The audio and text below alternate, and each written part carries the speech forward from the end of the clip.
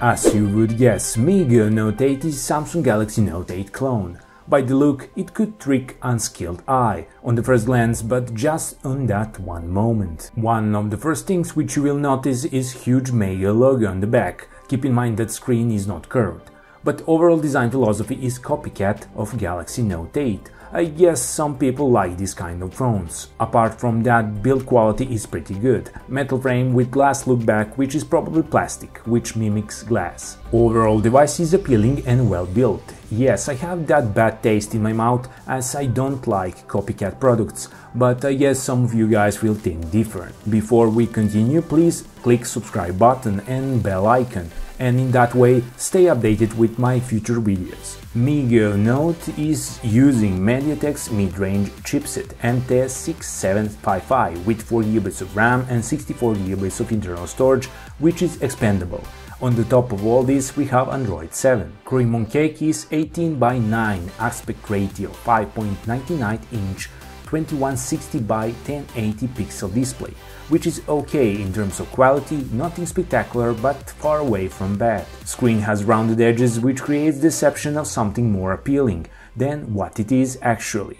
Overall, I like it. Solid colors, decent viewing angles and brightness, no complaints by me. Overall OS performance is solid, though Note 8 isn't speed recorder. One of reasons for that is that UI has a lot of animations which create illusion that everything is slower than what it is actually. This is not complaint, just something that is visible in UI elements. Application loading times are quick and 4GB of RAM is enough for smooth usage on average. There is around 2.5GB of free RAM on startup. Gaming experience is fine, lag here and there, but chipset managed to provide a decently playable gaming experience. Standard telephony functions work as intended. Voice calls are loud and clear in both ways. Loudspeaker is mediocre at best in terms of loudness, but without crunching on maximal level. Note 8 has 3.5mm output. Sound from it is again mediocre in terms of loudness, though sound quality is fine. And yes, as Note clone has fingerprint sensor on same bad location as original Samsung Galaxy Note 8,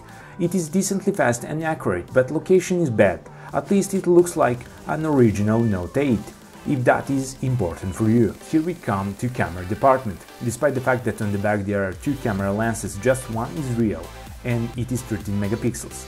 Other one is dot, creating illusion of dual camera setup. Bokeh or DSLR mode is a joke to even speak about it. And single shooting performance is, as you can see, just mediocre.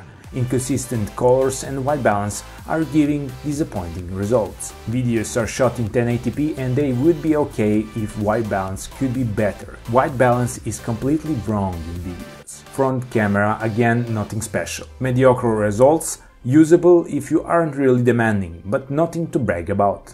Front-facing camera, video and audio quality is, well, as you can see. Battery life is not that awesome, not that bad, but somewhere on the middle.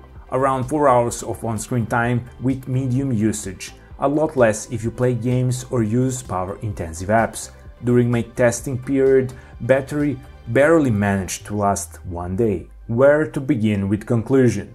Ah yes, look, and that is the main selling point of Meiigoo Note 8, a Samsung Galaxy Note 8 clone. But similarity is not that convincing.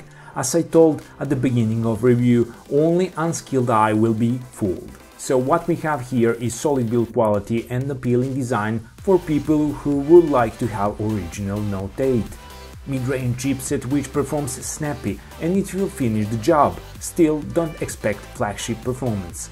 Combine this with at best mediocre camera performance and 1 day of battery life. So yeah, main selling point is Samsung Galaxy Note 8 look-like design.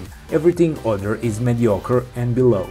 And when I say mediocre, I don't think about it as bad device. It is just priced too high by my opinion, and that is a main problem. If you're considering to buy Meiigoo Note 8 and if price is around $160, that is a price which I would pay for what Meiigoo gives in return. Keep in mind that in this formula I calculate that you care about copycat factor, which is a main selling point.